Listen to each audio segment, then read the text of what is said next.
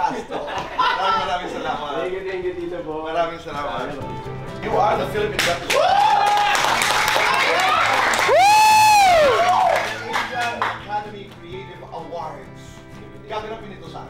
Sa Singapore po. Kailan? December 4. Congratulations. December 4 at sana'y masungkit natin yung tropeo. Sana po. Alam mo ba, Kokoy, na napakahusay mong artista?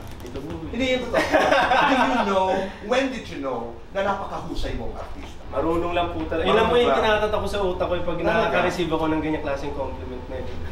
Pwedeng comedy, pwedeng drama, at may intensity na kakaiba eh. Yes, ito po. No, but we're talking about your film. Ito yung Your Mother's Son. Pero meron akong paboritong linya ng isa sa mga character po doon. Ni Sarah, ni Ate Sue Prado. Shoutout si Ate Sue. Okay, can you do it for us? Di naman ako umaasa na mamahalin mo ko araw-araw. Pero kung yung mga araw na hindi mo ako mahal, respeto mo na lang ako. Kahit yun man lang mabigay mo.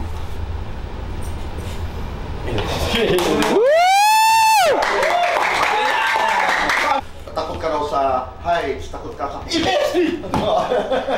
Hindi, akin lang yan. Ipis, ano ba, multo, Heights, tubig. Kaya hindi ko nga alam ba't nasa Running Man ako kasi lahat takot ako dito. Kaya ang tawag sa'yo sa Running Man ay? Boy Cabado. Boy Cabado, okay. Oh, pero yung takot, nagagamit mo ba yan? Parang to fuel, you know, yourself as an actor? Yes, can you transform that into an enerhiya, ika nga? Madalas dito, boy. Kasi Ginagamit pag wala po yung kaba, may mali sa akin. So meron pong mga takes na alam kong wala akong kaba, feeling ko isa pa. At kung hindi man umisa si Direk, baka po pwedeng, kasi alam ko hindi buo. Kasi walang kaba ni kaunti. Ayoko lang magpalamon sa kaba dito, boy, kasi iba na yun eh. Parang hindi ko na magagawa. Pero nagagamit mo ang kaba? Nandun po siya pala. Hindi nga, yung totoo.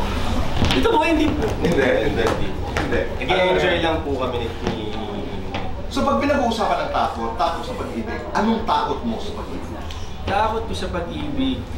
Ang unang pumasok dito, boy, sa isip ko ngayon, takot ako na mawala ulit yung para sa sarili ko, para sa pamilya. Ay, may gano'n akong something na pag nandun kasi ako sa moment na yun, ewan ko kung ako lang to, marami naman siguro nakaka-relate na parang hindi ako eh. Parang gusto ko to. Lahat gagawin ko. Iwan lahat. So may gano'n ako dito, boy. So hindi ko naman sinasabi na kayang-kaya ko na, pero nandun pa rin yung tao. Siyempre. And enjoy the journey. Bida kontra bida. Bidang kontra bida. Kulit, kulot. Kulit and kulot. Hirit, harot. Harot. Kaldag, kinda.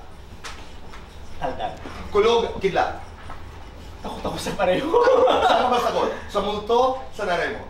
Nanay ko. Saan ka mas magaling? Umacting, magpa-cute. Bakit na lang? Guilty. May nakadate na mas matanda. Yes po. Lagi. Lagi! Guilty or not guilty? Na in love sa co-star? Hindi pa naman. Guilty or not guilty? Nakatanggap ng indecent proposal? Wala. Lights on or lights off? Lights on. Happiness or chocolates? Happiness with chocolate. Best time for happiness with chocolates? Tonight. Wow! Kasal mo ngayon, Koy. Ano ito? Dasal ko po, pamilya ko. Siyempre, unang-unang pamilya ko. Yung health. Ayoko magkasakit sila. Kami. Siyempre, dyan, pati yung airpods ko na nasa bag ko. Ay, nandiyan ka pala. Hi, anong feeling? Siyempre, it's good to be back, siyempre. At bilang best actor, kumbaga, ano na lang yun, bonus na lang. Pero siyempre, makaupo ulit dito at makachika na nag-iisang Tito Boy, yun yung nilook forward ko talaga na sobra.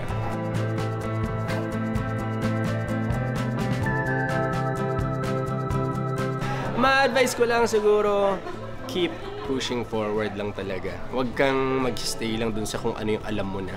And syempre, sabayan lang din palagi ng panalangin at saka ng, alam mo yun, maging open lang lagi sa lahat ng mga adjustments, sa lahat ng mga sinasabi sa'yo sa paligid. Di naman lahat, lalo na sa social media, huwag kayo masyadong papaniwala sa lahat yan. Pero yung, kung ano yung, sino yung mga malalapit sa'yo, dun ka, mas makinig kasi sila yung mas nakakakita at mas nakakilala sa'yo.